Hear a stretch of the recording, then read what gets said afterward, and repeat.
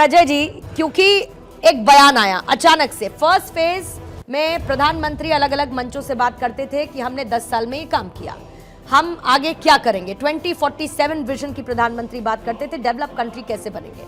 लेकिन first phase के चुनाव खत्म होने के साथ ही जब सेकंड फेज पे आते हैं तो अचानक से मनमोहन सिंह आते हैं, मनमोहन सिंह का नाम आता है और इतिहास के पन्नों को पलटा जाता है कि मुसलमानों का अधिकार संसाधनों पर सबसे पहले होना चाहिए।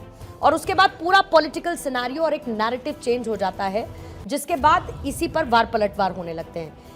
ये चेंज एंड शिफ्ट बीजेपी को इसकी जरूरत क्यों पड़ी, और क्या सेकंड फेज ऑफ वोटिंग में बीजेपी इससे कुछ लाभ पाना चाहती है, उसको इसका प्लस कोई फायदा मिलेगा? पूर्णिमा, हमें कुछ चीज़ों पर हाउ शैल आई से इट, हमें अपने दिमाग में से बिठा लेना चाहिए। जैसे भारतीय जनता पार्टी ने 2014 के बाद से इस बात को स्पष्ट किया कि चुनाव उनके लिए करो या मरो है, विन एट एनी कॉस्ट। अगर हम इस बात को देख लेंगे तो फिर हम राजनीति में जो सूचिता की बात करते हैं उसके बारे में चर्चा करना थोड़ा सा किनारे कर देंगे। सूचिता तब होती है जब आप बहुत आइडियलिस्टिक बात कर रहे होते हैं। जब महाभारत में श्री कृष्ण ने सूचिता को किनारे रखकर धर्म और लार्जर गुड की बात की थी, तो आज हम भारतीय जनता पार्टी, कांग्रेस या बाकी दलों से क्या उम्मीद करते हैं?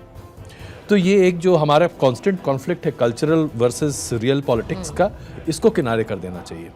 जहाँ तक गियर बदलने की बात है, गियर बदलना आवश्यक था।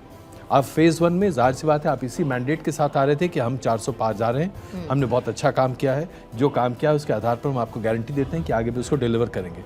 इस मैसेज को आप कितना और लंबा खींच सकते हैं? पूरे चुनाव में 8 चरण में 45 दिनों तक आप एक ही बात बोलते रहेंगे क्या? जाहिर सी बात है मतदाता तक पहुंचने के लिए आपको अलग अलग मुद्दे, अलग अलग चीज़ों को सामने लेकर आना पड़ेगा। और मुद्दे अगर आपके सामने खड़ी पार्टी आपके पास प्लेट में सजा कर दे रही है तो आप क्या करेंगे? बैठ के बोलेंगे ना भाई ना, हम तो इसके बाद चर्चा ही नहीं करते। आप अपने मैनिफेस्टो में रीडिस्ट्रीब्यूशन ऑफ वेल्थ शब्द का इस्तेमाल क्यों करते हैं? जाहिर सी बात है लोग इसके बारे में चर्चा करेंगे। आप इस चीज़ को कहिए ना कि भाई हम चीज़ों को पर्सपेक्टिव में लाना चाहते हैं। आप कास्ट सेंसस की बात करते हैं, भाई सेंसस कास्ट का 1931 के बाद क्या कभी सार्वजनिक हुआ है क्या? जब नहीं हुआ है तो फिर आज उसकी बात आप क्यों करते हैं? वही पॉलिटिकल पार्टी है जो मंडल कमीशन के लिए सबके ऑपोजिशन में खड़ी थी। तो क्या आप कहाँ खड़े हैं? आज की इस एज में कोई बात कही आप कभी किसी जमाने में कहिए और कोई उसको भूल जाए, ऐसा तो हो नहीं सकता। उठा के आपकी बाइट और सारा कोट चला देते हैं। तो जाहिर सी बात there has to be consistency in what you are saying. आपने मैनिफेस्टो में जो बातें कही उसके बाद आपके उसके आधार पर आपने कहा कि हम जो समाज के पिछड़े वर्ग हैं और उसमें खास करके जो अल्पसंख्यक वर्ग हैं उस पर ध्यान देंगे। अब यही बात मनमोहन सिंह ने 2006 में बोली थी। उठाइए, बैठा मुद्दा मिला, आपने उसके ऊपर छक्का मारा, क्या दिक्कत है इसमें? ऑपोजिशन की या जो भी आपका ऑपोजिंग पार्टी है उसकी वीकनेस पर खेलना ही तो राजनीति है। महाभारत के समय में श्री कृष्ण ने किया तो गलत किया क्या? तो आज भी राजनीतिक दल कर रहे हैं। अब किसने रोका कांग्रेस पार्टी को? इस तरह से भारतीय जनता पार्टी के विरोधाभास को सामने लेकर आइए और खेलिए। क्या उसमें cherry on the top Shukla ji Sam Pitroda का बयान रहा? मैं तो ये मानता हूँ कि पहले से ही लड़खड़ा के चल रही कांग्रेस के पैर में सैम पित्रोदा ने कील ठोकने का काम किया। अब आप जहाँ तक नैरेटिव की बात होती है तो last nail in the coffin कहूंगी तो ज्यादा हार्श हो जाएगा ना क्योंकि अभी वक्त है। फिर हम मान लेंगे कि आपने पहले से तय कर लिया। हाँ, इसीलिए मैंने कहा कि फिर ज्यादा हो जाएगा। आपके ऊपर लेबल लग जाएगा कि आप गोदी पत्रकार सब कुछ नया बताएं। ऐसा मत राकेश जी, मेरा ये मानना है कि 2006 में जब डॉक्टर मनमोहन सिंह जी की तरफ से ये बात कहा गया तो उसमें भाजपा शासित मुख्यमंत्रियों की तरफ से जो विरोध के शोर उठे उसमें पहला चेहरा था नरेंद्र मोदी का। तब वो गुजरात के चीफ मिनिस्टर थे। 2007 में जब विधानसभा का चुनाव होता है तो सोनिया गांधी जी की तरफ से मौत का सौदागर कहा जाता है। फिर 2012 में 13 में मणिशंकर अय्यर जी की तरफ से जोकर कहा जाता है। 14 में नीच कहा जाता है। राहुल गांधी जी की तरफ से चौकीदार चोर कहा जाता है। और उसके बाद मल्लिकार्जुन खड़गे जी की तरफ से रावण कहा जाता है। यदि ये सब चीजें, लालू प्रसाद यादव का जिक्र, लालू प्रसाद यादव जी की तो बात ही अलग कर दीजिए। हाँ, अब उन्होंने क्या है, आप कोई मुद्दा बोलते हो उसको ये लोग अच्छा खासा तरीके से, चौकीदार चोर कहा, हैशटैग बन गया, परिवार कहा, बोले मोदी का परिवार बन गया। तो आप में वो क्षमता नहीं है। उसका कारण ये है कि आपका कहीं ना कहीं कॉन्फिडेंस लूज है। अब देखिए कांग्रेस को कैसे डिप्लोमेटिक तरीके से मोदी जी ने कहा अब कांग्रेस मुक्त भारत, कांग्रेस वहीं पे बौखला गई, घबरा गई।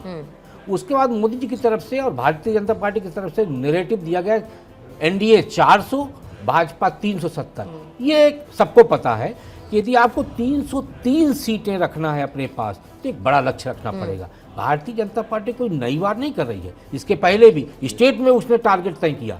ये टारगेट है, उसको अचीव करने के लिए कार्यकर्ता मेहनत करेगा। हम कहेंगे कि 1000 मीटर दौड़ना है, तो जब तक हम 1000 मीटर की सीमा तय नहीं करेंगे हम अपनी रफ्तार तय नहीं कर सकते।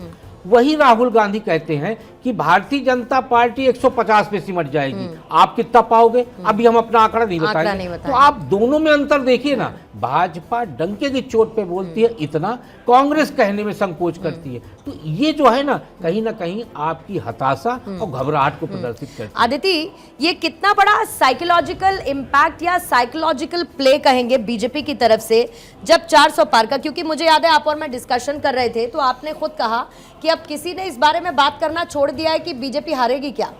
अब हर कोई ये बात कर रहा है कि 400 पार जाएगी क्या, 370 अकेले बीजेपी लाएगी क्या, मतलब बीजेपी हार भी जाएगी क्या, इस बारे में कोई चर्चा नहीं कर रहा। दूसरी तरफ जो मुद्दे कांग्रेस ने हाथों हाथ सामने रख दिए, बीजेपी ने उनको इनकैश कर लिया, और जो शुक्ला जी जिन बातों का जिक्र कर रहे थे, कहीं ना कहीं बीजेपी हावी होती हुई विपक्ष पर नजर आई। क्या ये विपक्ष की एक बड़े फेलियर के तौर पर एट द मोमेंट देखा जा सकता है कि इसको लेकर उसका डिफेंस मैकेनिज्म कहीं स्ट्रांग नजर ही नहीं आया? देखिए, बीजेपी तो अपनी मेहनत, जैसे अक्सर कहते हैं ना हम कि पार्षद चुनाव में भी मेहनत करती है, तो मेहनत तो उसकी इतनी हावी है कि वो किसी और पॉलिटिकल पार्टी को अड़ने नहीं देती, आसपास आने नहीं देती।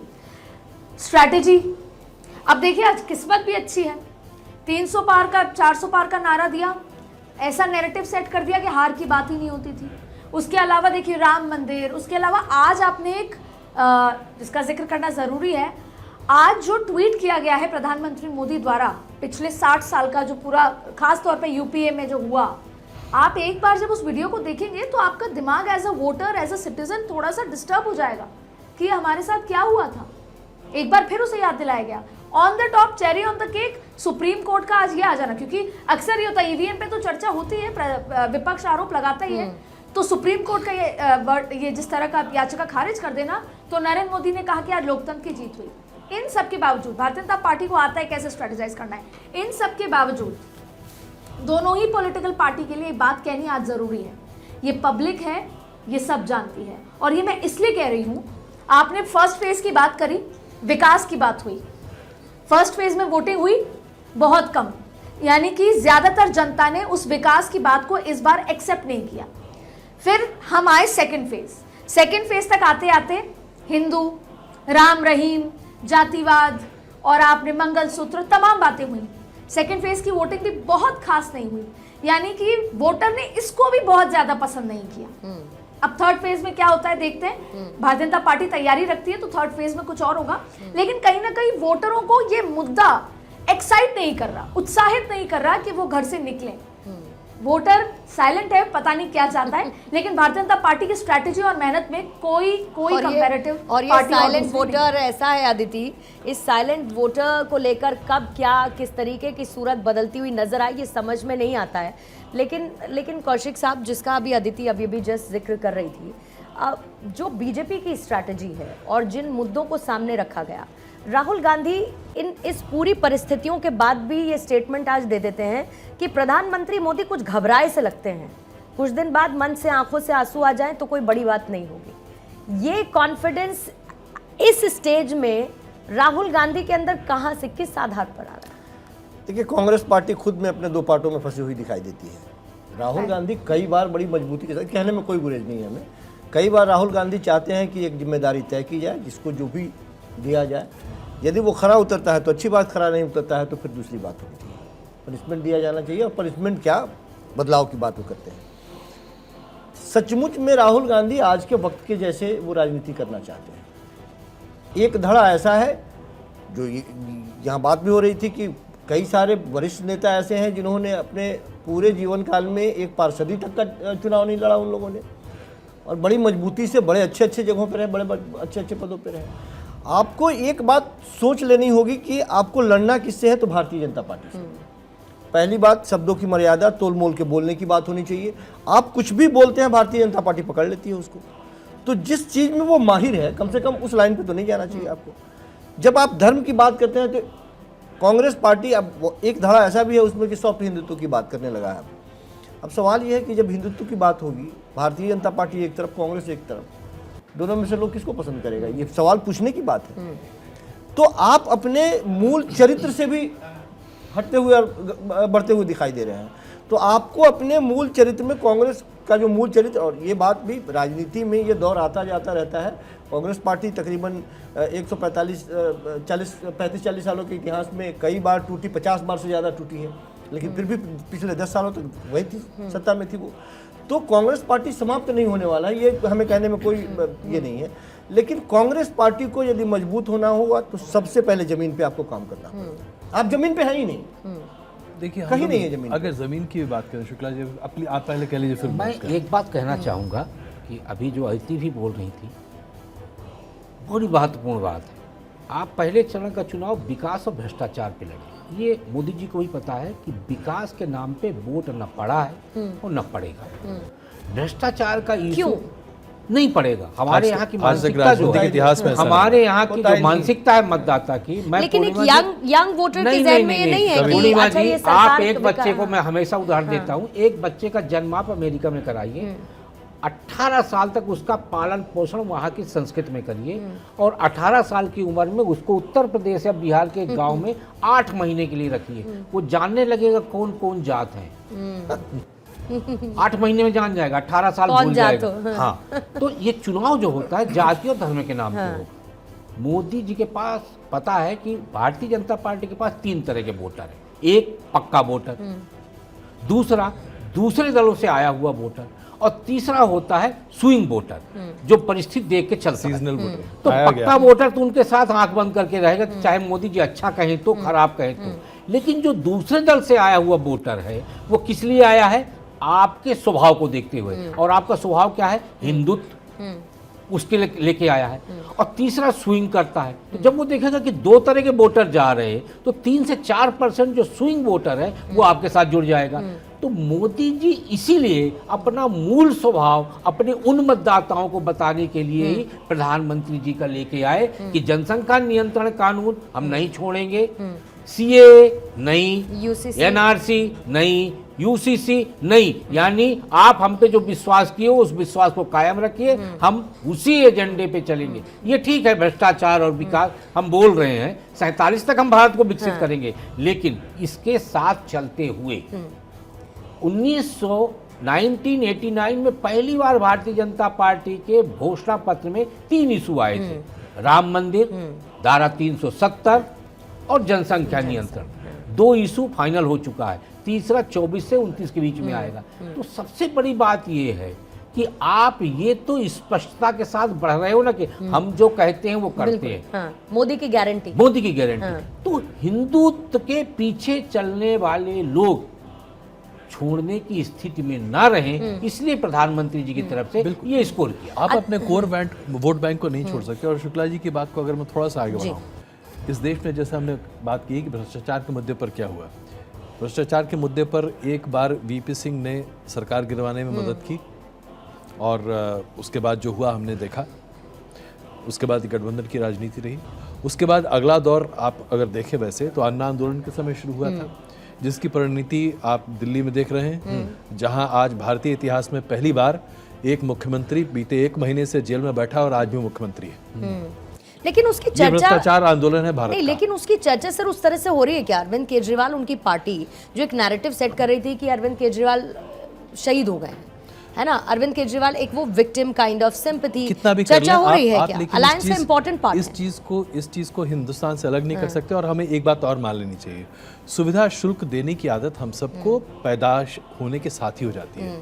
आप पैदा होते हैं तो आपके पिताजी वहां पे सुविधा शुल्क देते हैं अस्पताल में। तो हमारे ये डीएनए में है कि हमको जहाँ भी जाना है वहाँ पे थोड़ा बहुत तो देना, चाय पानी नाश्ता देना ही पड़ेगा। और ये आज हिंदुस्तान में नहीं है, दुनिया में हर कोने में है। कहीं पर भी जाइए आपको देना पड़ता है। तो भ्रष्टाचार अपने आप में नैतिकता के प्रमाण पे तो बहुत है, बहस करने के लिए बहुत है, लेकिन उस पर मतदान नहीं होता। तो ये भ्रष्टाचारी हटाओ, वो कहते हैं भ्रष्टाचारी बचाओ, ये नैरेटिव कहीं स्टैब्लिश होता है। आप बोलते रहिए, लेकिन वोट पड़ेंगे कास्ट बेस पर, वोट पड़ेंगे धर्म के आधार पर, वोट पड़ेंगे क्रिमिनलाइजेशन और उसके साथ साथ किस तरह के आपके वोट बैंक की पॉलिटिक्स है, इसके जल्दी से आधार आपसे पर। कुछ क्विक क्वेश्चंस मैं बहुत शॉर्ट में पूछूंगी। इधर वो कहते हैं कि भ्रष्टाचारी हटाओ, बीजेपी कहती है, मोदी जी कहते हैं, उनके आरोप लगाते हैं विपक्ष पर कि भ्रष्टाचारी बचाओ की बात करते हैं। इधर वो कहते हैं संविधान खत्म हो जाएगा, मोदी जी कहते थे बाबा साहेब अम्बेडकर खुद आ जाए तो संविधान खत्म नहीं होगा। फिर उसके बाद अभी ईवीएम वीवीपैट को लेकर हम चर्चा कर रहे थे, अभी फैसला आया ही, प्रधानमंत्री ने क्या कह दिया कि आपकी संपत्ति के साथ साथ आपके वोट का हक भी लूटना चाहते हैं। वो तुरंत एड ऑन प्रधानमंत्री ने कर दिया। तो उनकी ये जो अग्रेसिव अप्रोच है विपक्ष के मुद्दे को पनपने ही कहां दे रही है? देखिए, अब इसको हम रिवर्स ऑर्डर में लेकर चलें। Let us take today's example. आज सुप्रीम कोर्ट ने जो फैसला दिया है, ये अपने आप में लैंडमार्क क्यों है? इसमें कोई शक नहीं है कि वीवीपैट और इसके मिलान की बात जब आप करते हैं तो आप चुनाव आयोग की पूरे अस्तित्व पर सवाल खड़े करते हैं। एक संवैधानिक संस्था जो कि पूरे अच्छे तरीके से अपना काम आज से नहीं एक ज़माने से करती चली आ रही है, और उसकी विश्वसनीयता पर आप सवाल खड़े करते हैं। और सवाल खड़े करने के लिए आप कहाँ जाते हैं? दूसरे संवैधानिक संस्था के पास, कोर्ट के पास। सुप्रीम कोर्ट ने अपने ऑर्डर को रिजर्व करने से पहले क्या कहा? हम अपने संवैधानिक अधिकारों को किसी दूसरे संवैधानिक संस्थान के अधिकारों पर नहीं लाद सकते। और आपके पास प्रमाण क्या है? आप किसी प्राइवेट पार्टी के एक सर्वे का उदाहरण दे रहे हैं, आप कहाँ सुनी बातों को बता रहे हैं। भाई आप ईवीएम लीजिए, हैक करके बता दीजिए। एक अपडेट दे दूं बस आपको अजय सर, क्योंकि जो फैसला आया है सुप्रीम कोर्ट का, चुनाव आयोग ने उसका फैसला करते हुए एक इंपॉर्टेंट लाइन बोली है। उसने कहा है कि चुनाव के वक्त शंकाएं मतदाता पर असर डालती हैं और ऐसी शंकाओं से वोटिंग कम होती है। बिल्कुल, ये इलेक्शन कमीशन कह रहा है अभी। ये इसलिए है क्योंकि सुप्रीम कोर्ट ने भी ये लाइन का इस्तेमाल किया है अपने ऑर्डर में। अच्छा, सुप्रीम कोर्ट के जजमेंट में 2 बेंच के जज है, उसमें से एक जज ने इस बात को लिखा है, ऑनरेबल जज ने।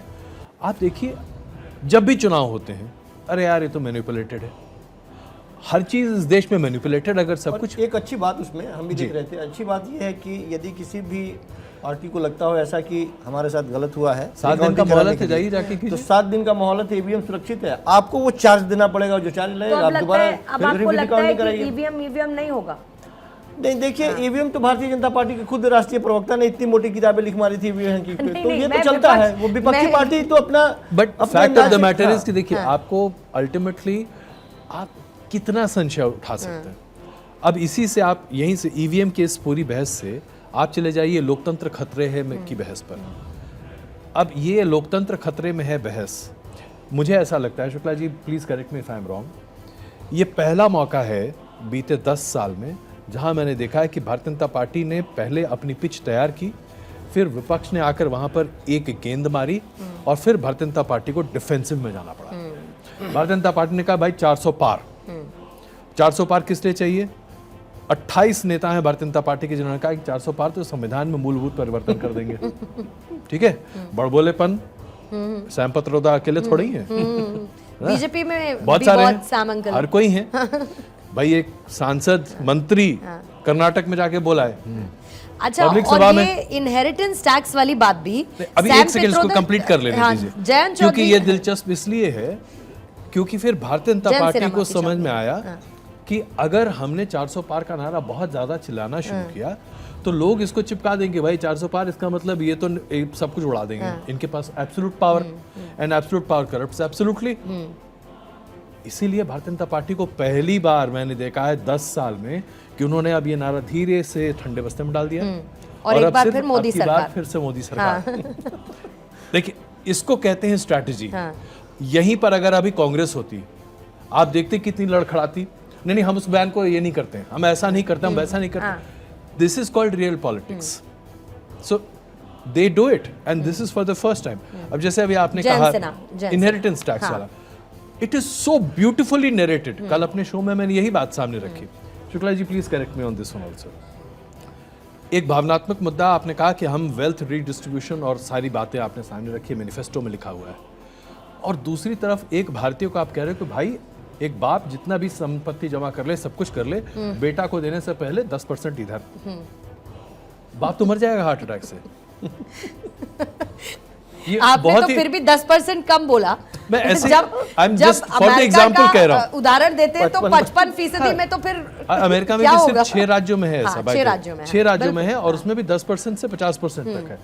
लेकिन 1985 तक ये था, टैक्स देना पड़ता था। उस समय लोग सोचते थे, इसीलिए बेनामी संपत्ति इतनी ज्यादा थी। लेकिन उसके बाद से तो आपने एक व्यवस्था में बहुत बड़ा बदलाव किया। अब आप इस तरह की बात चुनाव के समय बोलेंगे, एक भारतीय मानसिकता में, संस्कृति में ये बचपन से आपके अंदर है कि आप जितना भी कमा लो जनरेशंस के लिए बचा के रखना है। आज की डेट में कोई भी भारतीय माता पिता अपने बेटे और बेटी के लिए नहीं, अपने नाती पोता पोती के लिए बचाते हैं। वहां पर जब आप उनके इनहेरिटेंस पर सवाल खड़े कर कहेंगे भाई इधर लाओ, तो शुक्ला जी तकलीफ तो होगी। अजय भाई, भारत के न्यायालयों में आप पाएंगे कि लाखों केस पैतृक संपत्ति के बंटवारे के चल रहे हैं, लाखों केस। और वो लोग मुकदमा लड़ रहे हैं जिनके पास अथाह संपत्ति है, वो 5 एकड़ जमीन के लिए मुकदमा लड़ रहे हैं। क्यों? क्योंकि वो उनके बाबा या उनके पिताजी की है। जहाँ ये हमारी सोच या मानसिकता या जुड़ाव कह सकते हैं अपन है, वहाँ पे आप सीधे सीधे संवेदना के साथ क्यों खेल रहे हैं? दूसरा भी आपने संविधान की बात की, ये सच है, विपक्ष की तरफ से बड़ी खूबसूरत तरीके से संविधान बदल दिया जाएगा, एक प्रोपोगंडा किया गया और वो प्रोपोगंडा दलित समाज के मन तक पहुंचा। लेकिन सबसे मूल बात यह है कि संविधान में जो एक लूप पोल है, उसका फायदा तो इंडिया गठबंधन के चीफ मिनिस्टर ले रहे, जो जेल में रहते हुए इस्तीफा नहीं दे रहे। क्योंकि संविधान बनाने वालों को तब ये अंदाजा नहीं था कि इस देश में एक ऐसा कांड भी होगा जिसमें चीफ मिनिस्टर इस्तीफा ही नहीं देगा। नहीं, उसी समय पर वो इसमें इंक्लूड कर देते कि भाई साहब आप जेल जाते इस्तीफा देना पड़ेगा आपको। तो संविधान के लूप होल का फायदा तो आप ले रहे हो। पर हेमंत सोरेन ने तो दिया ना इस्तीफा पहले। मैं वही तो कह रहा हूँ कि अरविंद केजरीवाल नहीं देना चाहते, वो सरकार चलाना चाहते हैं। एक आदमी तो निकल के बताता है कि हम ये भी कर सकते हैं। बिल्कुल भाई, कोर्ट में संविधान में व्यवस्था नहीं है ना कि किसी मुख्यमंत्री को आप विवश कर सके, कोई इस्तीफा दे। अच्छा, एक बार सर अगर मुझे इजाजत दे तो मैं आदित्य के पास जाना चाहूंगी। आदित्य, आपसे थोड़ी देर पहले प्रधानमंत्री के उस बयान का जिक्र हो रहा था जिसमें उन्होंने कह दिया कि आपकी संपत्ति ले ली जाएगी, लूट ली जाएगी, जो ज्यादा बच्चे पैदा करते हैं उनको दे दी जाएगी, जो घुसपैठिए हैं उनको दे दी जाएगी। लेकिन प्रधानमंत्री जब सहारनपुर में मौजूद होते हैं तो सहारनपुर में प्रधानमंत्री मुस्लिम वर्ग को कैसे आगे बढ़ा रहे हैं? न सिर्फ केंद्र सरकार की तमाम योजनाएं जो खास तौर पर मुस्लिम्स के लिए लाई गई उनको चलाया जा रहा है, फिर चाहे वो स्कॉलरशिप हो, बच्चों को पढ़ाने को लेकर हो या फिर वक्फ को लेकर हो, ये तमाम योजनाएं हैं। फिर दूसरी तरफ प्रधानमंत्री जब बात करते हैं कि ज्यादा बच्चे पैदा करने वाले, तो फौरन उसको हाथों हाथ ले लिया जाता है कि मुस्लिमों को घेरा गया।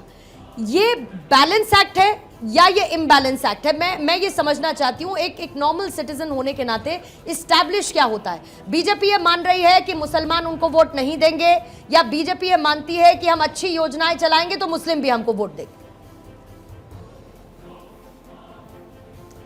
देखिए, इसको एक बहुत वैसे समझा जाए, सबसे बड़ी बात तो ये, इसमें कोई डाउट नहीं, कोई भी आदमी जब, जैसे हम वोटर्स की बात करें ना, वो चाहता क्या है, किसी से भी, जैसे आपको कोई काम करवाना है, पुणे में आपको कोई काम करवाना है, तो आप किसको चूज करेंगे? कि जो करता है, डिलीवरी देता है, उससे आपकी उम्मीदें ज़्यादा होंगी, उससे आप डिसअपॉइंट भी जल्दी होंगे, क्योंकि आपको पता है उसमें पोटेंशियल है डिलीवरी की। शायद वोटर और भारतीय जनता पार्टी या वोटर और नरेंद्र मोदी के जो आपस में रिलेशन है वो ऐसा ही है, पता है ये डिलीवर कर सकते हैं, इसलिए इनसे और एक्सपेक्ट करो, जो रेफरेंस आप थोड़ी देर पहले अजय सर दे रहे थे। अब एक बात करते हैं, जब मैं केरला जाती हूँ तो वहाँ मैं कोशिश करूँगी कि मैं उनकी भाषा में और शैली में बात करूँ। जब मैं तमिलनाडु जाती हूँ तो मैं नमस्ते नहीं करके वड़क्कम करूँगी, पंजाब में जाऊंगी तो मैं कुछ और करूंगी। तो आप कम्युनिकेशन का एक तरीका है। ये कहना गलत होगा कि भारतीय जनता पार्टी ने जो विकास के काम किए हैं या इंफ्रास्ट्रक्चर या डेवलपमेंट वो सिर्फ हिंदू के लिए किए हैं, क्योंकि इस्लामिक कंट्री में मंदिर बना दिया इम्पॉसिबल था। हाँ, उसका बैकग्राउंड जाएगी तो पहले से ही अलॉटेड तमाम चीज़ें, लेकिन एक मैसेज। इसके अलावा 3 तलाक, मुझे लगता है कई महिलाएं आत्मा से धन्यवाद देती होंगी, कह नहीं पाती होंगी। ऐसे कई सारे मुद्दे हैं जो नरेंद्र मोदी ने किए हैं सबका साथ सबका विकास के नाम पर, लेकिन क्योंकि विकास पर वोट नहीं पड़ते, भ्रष्टाचार पर वोट पड़ते हैं अलग अलग हिसाब से। तो वोट किस पे पड़ते हैं?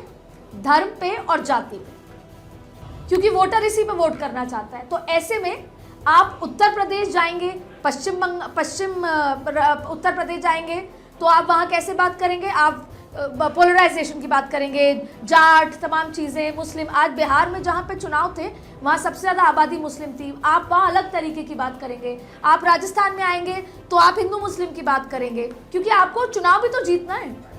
तो ये हैंड इन हैंड है, सरकार का काम और चुनाव प्रचार हैंड इन हैंड है। मैं डीपोलराइजर वो नहीं करना चाहती हूँ कि सरकार कुछ भी नहीं कर रही है, लेकिन एक बेसिक जो चुनाव का तरीका है जीतने का या प्रचार का या एजेंडा, वो पोलराइजेशन का है भारतीय जनता पार्टी का। ये सच है, क्योंकि सर्वेज में यही निकल कर आया है कि आपने कितने ही काम कर दिए हों, सिर्फ 10% मुस्लिम्स हैं जो आपको वोट कर रहे हैं। मेजर जो आबादी है वो कांग्रेस के साथ ही है। तो भारतीय जनता पार्टी ने सेक्युलर बनने की कई जगह कोशिश की, लेकिन अब ये इतना बड़ा चुनाव है और चुनाव जीतने के लिए जाति धर्म तो आ ही जाता है, तो अलग अलग जगह अलग अलग मुद्दे निकल कर आ रहे हैं। आपको लगता है जैसे कोई और ऐसे मुद्दे हैं, इश्यूज हैं जो इस बार के चुनाव को मेजरली इम्पैक्ट करें, अपार्ट फ्रॉम ये जो सेकेंड फेज में जो नैरेटिव एक सेट करने की कोशिश की गई? देखिए, एक बहुत बड़ा मुद्दा है जिसको हम लोग कहते हैं elephant in the room which nobody wants to address.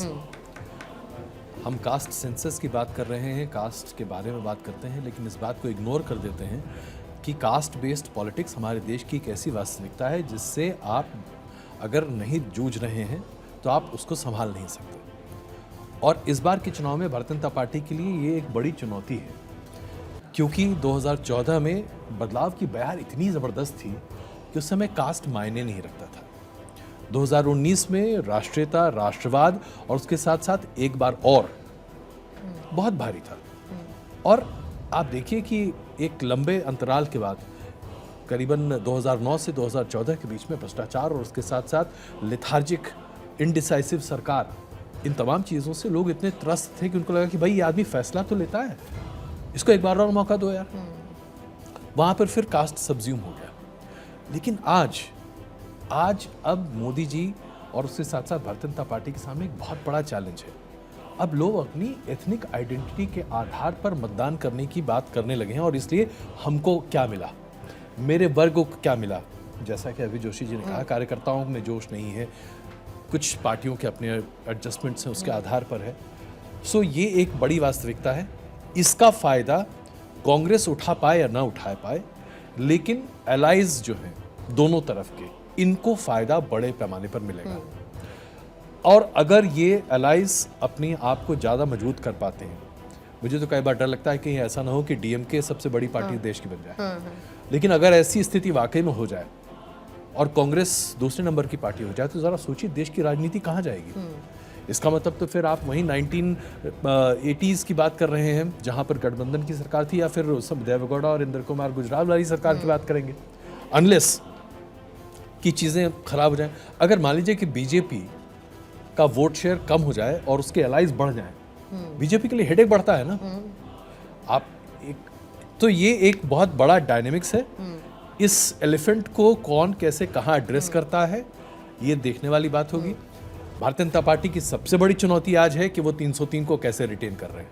303 को रिटेन कैसे कर रहे हैं, और वो इसलिए क्योंकि आप अपने बेस्ट वोटिंग स्टेट्स में अपने पीक पर हैं। अब बेस्ट परफॉर्मेंस को अल्ट्रा बेस्ट तो कर नहीं सकते ना। अच्छा, अब राजस्थान में 25 सीटें, वहाँ 26 तो आ नहीं सकते। हाँ, लेकिन ये 25 की 25 बहुत स्ट्रेट अवे अगेन एक क्वेश्चन है मेरा। 25 की 25 की बात कर रही है बीजेपी, वैसा प्रदर्शन उनका रहा है लास्ट 2 इलेक्शंस में। इस बार आपको लगता है 25 से 25, इसको आप रैपिड फायर समझ लीजिए मेरी तरफ से? नहीं, बिल्कुल नहीं लगता। कितना 25 में से कितना? हमें लगता है कि राजस्थान में 2 से 3 सीटें कम हो सकती हैं। मध्य प्रदेश में 3 से 4 सीटें कम हो सकती हैं।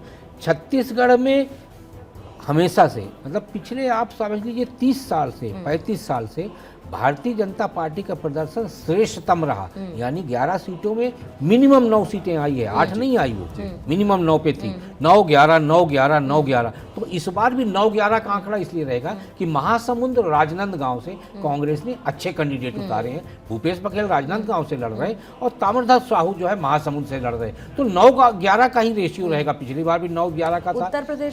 उत्तर प्रदेश में 61 से कम तो नहीं जा रही, वहाँ सबसे बड़ा फायदा सपा को हो रहा।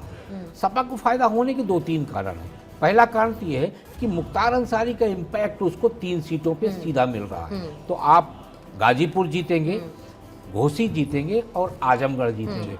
आजमगढ़ इसलिए जीतेंगे कि उपचुनाव जो निरहुआ जीते थे वो बहुत कम अंतर पे था, 8000 वोटों का अंतर था उसमें।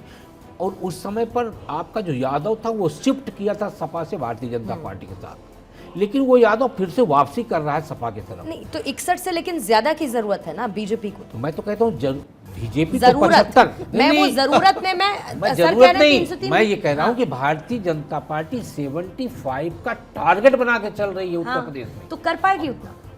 देखिए वो तो जाहिर सी बात है वोटर तय करेगा, वो हम यहाँ बैठ नहीं, के एक- नहीं तय कर एक सकते, उस पर आकलन हम है टिप्पणी सर, भी नहीं एक कर सकते। आकलन है हम और बता रहे। जरूरत के हिसाब से क्योंकि जो लेकिन BJP का आज target है। आज जो पूर्णिमा हमें इस बात पर देखिए, आप अपने पीक परफॉर्मेंस पर हैं। मतलब अगर मान लीजिए कि एक गेंदबाज है जो कि 290 किलोमीटर प्रति बॉल अपना फेंकने वाला है, वो 292 फेंक रहा है साहब। अब उससे ये उम्मीद करना कि वो अगले मैच में सीधे 310 खींच दे, तो ये एक और इतना मेरा आसान नहीं ऑब्जर्वेशन है। है सर उत्तर प्रदेश को लेकर ही कौशिक जी कि बीएसपी को हमेशा वहां पर बीजेपी की बी टीम कहा जाता था। इस बार बीएसपी ने थोड़ा वहां पर खेल किया अपने कैंडिडेट्स को लेकर। बीएसपी हमेशा जानी जाती रही थी पर्टिकुलर सीट्स पर मुस्लिम कैंडिडेट्स उतारने की। इस बार उन्होंने बैलेंस कर दिया, जहां पर जैसे कि कहीं पर कोई यादव उतारना है या कहीं पर कोई और उतारना है, मतलब ब्राह्मण उतारना है, इस तरीके से कैंडिडेट्स में बड़ा बदलाव किया। बी टीम जो बीजेपी की कही जाती थी वो बीजेपी को नुकसान करेगी क्या उन सीट्स पर? इसकी संभावना है? नहीं देखिए, बीएसपी तो ये बात बिल्कुल सही है कि वो हमेशा भारतीय जनता पार्टी के ही फायदे की बात वो करती है। अब जिस तरह से वो प्रेशर में करे, अपने मन से करे, ये बात अलग है कि अपने खुद के अपने आप को बचाने के लिए अपने राजनीतिक करियर को दांव पर लगाते हुए दिखाई देती है। वो 12% के आसपास में उत्तर प्रदेश में भारतीय बीएसपी का जो प्रतिशत था, वोटों का प्रतिशत, मुझे लगता है कि वो और घटने वाला है। खुद अकेले लड़के वो स्थिति खराब करने वाली है। ये बात बिल्कुल सही अजय सर बोल रहे हैं कि भारतीय जनता पार्टी अपने उच्चतम प्रदर्शन पे है। मध्य प्रदेश, छत्तीसगढ़ की बात कर ले, राजस्थान की बात कर ले, 55 सीटों में तो ऑलरेडी पहले से ही वो 52 सीटों पे है। तो अब वहाँ कितना खींच के ले जाएगी? 55 के बदले 60 तो निकालेगी नहीं। तो वो सीटें बरकरार रखना, उत्तर प्रदेश के पश्चिमी उत्तर प्रदेश की बात कर लें, पश्चिमी उत्तर प्रदेश में साफ दिखाई दे रहा है कि किस तरह से भारतीय जनता पार्टी अपने आप को निकालने का प्रयास कर रही है। वो लाख जयंत चौधरी के साथ जुड़ने के बावजूद भी वो खतरे की घंटी वहाँ पे दिखाई दे रही है। तो भारतीय जनता पार्टी जिस कंडीशन में है, हमें ऐसा लगता है कि वो सरकार बनाने में कामयाब तो होगी, ये हमें कहने में कोई गुरेज नहीं है। लेकिन ये भ्रम में बिल्कुल नहीं कि वो अपने उरूज पे जा रही है, वो तोड़ रही है। 400 वाली बात तो हवा निकल ही गई, तो वो मेंटेन कर ले। कौशिक साहब अभी बहुत जल्दी है कुछ भी कहना, तो बहुत जल्दी है, मतलब हम लोग सबके लिए बहुत जल्दी पूर्णिमा है। जी, भारतीय जो हम लोग यहाँ पे आकलन कर रहे हैं, हम लोग उस राजनीतिक दल में नहीं है। हाँ। भारतीय जनता पार्टी को पता है कि हम कहाँ घटेंगे और कहाँ बढ़ेंगे। बिल्कुल।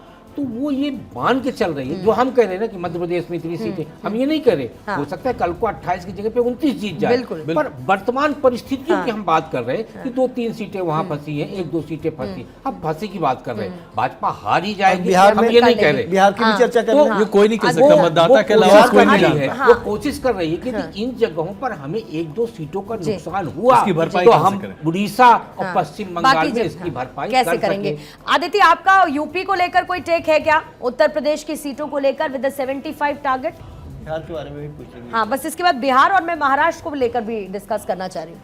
देखिए, आदित्य। बिल्कुल, देखिए उत्तर प्रदेश की अभी जो 2 फेज हुए हैं वो जाहिर तौर पे क्रिटिकल थे भारतीय जनता पार्टी के लिए। हालांकि आरएलडी साथ थी तो इस बार कह सकते हैं बेहतर भी थे, लेकिन जैसा आपने बीएसपी की बात करी, भारतीय जनता पार्टी कॉन्फिडेंट है कि वो 64 से डेफिनेटली 7 सीटें ऊपर जा रही है और एनडीए गठबंधन के साथ तो वो काफी आगे जा रही है, यानी वो 77 तक जा रही है, ऐसा वो मानती है। लेकिन ये पहला और दूसरा फेज खास तौर पर भारतीय जनता पार्टी के लिए बहुत ज्यादा अच्छी उम्मीद वाला नहीं था। ठीक वैसे ही जैसे अभी आपने कहा मैं बिहार पे बात करूंगी, ठीक वैसे ही कि 40 सीटों में से 39 एनडीए को आई, लेकिन यही 5 सीटें हैं जो क्रिटिकल होंगी भारतीय जनता पार्टी के लिए। बिहार की बात कर रही हूँ, तो उत्तर प्रदेश में अपनी मैक्सिमम कोशिश, तैयारी, संगठन और फिर जाहिर तौर पे सबसे ज्यादा इम्पैक्ट अगर होना चाहिए राम मंदिर का या इन सब की बात करें सनातन का, तो वो सीधा सीधा होना चाहिए उत्तर प्रदेश पे। और फिर लॉ एंड ऑर्डर को जैसे दुरुस्त किया, पिछले दिनों जो हमने देखा तो वो लोग जो भारतीय जनता पार्टी को वोट करते हैं वो और जमकर वोट करेंगे और जिताने की प्रयास होगा, क्योंकि जहां पर भी उत्तर में लॉस हो रहा है वो चाहते हैं कि उत्तर राज्यों में वो चाहते हैं कि उत्तर प्रदेश से उसकी भरपाई हो जाए, जिससे कि साउथ और दूसरे नॉर्थ ईस्ट के राज्य तो इजाफे में काउंट हो। ठीक है, क्योंकि अंतिम के 5 मिनट। अदिति ने जो बात की उससे बस एक लाइन ऐड कर दें। बागपत में आज मतदान हुआ, बागपत में मेरी कुछ लोगों से बात हो रही थी। इंसिडेंटली ये सीट आरएलडी लड़ रही और वहां पर बीजेपी और आरएलडी के कार्यकर्ताओं में एक दूसरे में साझा ही नहीं है, सिर मुठभेड़ जबरदस्त है। बीजेपी के कार्यकर्ता उम्मीदवार को अपने घर ले जाना चाहते हैं, भाई साहब वहां जाते नहीं क्योंकि आरएलडी के कार्यकर्ता मारपीट कर लेते हैं। ये स्थिति है, रिपोर्टेड है, इसलिए मैं इसको कहीं एग्जैजरेट नहीं कर रहा हूँ, ये रिपोर्टेड है। अब इसमें क्या स्थिति है, अगर नेताओं ने तय कर लिया, जमीन पर अगर आप वो कन्वर्ट नहीं कर पाएंगे तो आपको दिक्कत होगी, आपकी सीटें फंसेंगी, यही स्थिति है। और जैसे बिहार की बात अभी हम कर रहे थे, अब बिहार में क्या है, जेडीयू के लिए अस्तित्व की लड़ाई है। 5 में से 4 सीटें जेडीयू की हैं। अगर जेडीयू ये सीटें नहीं निकाल पाएगी, और इसमें अगर में सबसे पहले तो अगर मगर आ जाते हैं नीतीश कुमार जी, जो कह चुके हैं कि अब हम इधर उधर नहीं जाएंगे, आप ही के साथ रहेंगे। कितना भी इधर उधर ना जाएं, मैंने वो तो सुबह कह दें कि हम इधर उधर ना जाएं, शाम में लोग कहेंगे ये तो गए उधर। ये स्थिति है। 2 बार मंच से भी दोहरा है सर, एक बार पहले एक बार 2 बार बात की उन्होंने, ये तो 2 बार कह दिया है तो क्या करें, दे दे प्लस पॉइंट। उनसे ज्यादा चंचला इस राजनीति में कोई नहीं है। उनका मन कब कहाँ कब चंचल हो जाए ये कहना बड़ा मुश्किल है। तो अब उनके अस्तित्व की लड़ाई भी है और पार्टी की लड़ाई भी है। इस बार नीतीश कुमार की अस्तित्व की लड़ाई भी है, बिल्कुल है। नीतीश कुमार की भी अस्तित्व की लड़ाई है, क्योंकि जो कैपेसिटी उनमें पहले थी वोट ट्रांसफर कराने की, वो कैपेसिटी अब नजर नहीं आ रही। और मैं एक छोटा सा, मुझे पूर्णिमा 30 सेकंड दीजिएगा, क्योंकि सिर्फ अव्वल की बात हुई तो ये मेरे साथ खुद हुआ, और शायद अजय सर मैंने आपसे डिस्कस भी किया था कि आरएलडी के एक काका एक ताऊ, यानी जाट काका और ताऊ बैठे थे। उनसे पूछा गया, जब मुजफ्फरनगर के चुनाव थे, काका से पूछा कि भाई आरएलडी जयंत कैसे साथ आ गए बीजेपी के, तो उन्होंने कहा, अरे भाई हमारे लिए तो इज्जत बहुत महत्वपूर्ण है, हमको सपा ने इज्जत नहीं दी, भाजपा ने इज्जत दी, तो हम साथ आ गए।